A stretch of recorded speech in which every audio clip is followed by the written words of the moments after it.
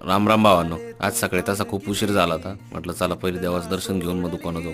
मग काय आलो, हनुमानदास दर्शन घेतलं. हनुमानदास दर्शन घेतलं, मग प्रभू श्रीरामाचं दर्शन घेतलं. मग निघालो दुकानवर, कारण काहीच दाखवता आलं नाही. दुकानवर आलो, निवंत झालो. तेवढ्यात आई साहेबांचा फोन आला का बुवा घ्यायला ये. मग काय आई साहेबांना घ्यायला निघालो. हे रस्त्यात लागतं आमच्या गावचं खंडराव महाराज मंदिर. तर भावांनो, आपले आज 100 फॉलोअर पूर्ण झाले. त्यामुळं सगळ्यांना खूप सारं प्रेम, असाच सपोर्ट करत राहा. मग काय पुढं पर्णकोटी पैसे आलो, पर्णकोटी पैसे वाद होतो. खूप फुल ट्रॉफिक आहे. व्यंकटेश दादाचा मॉल, मग व्यंकटेश दादाचा मॉलपासून पुढं निघालो.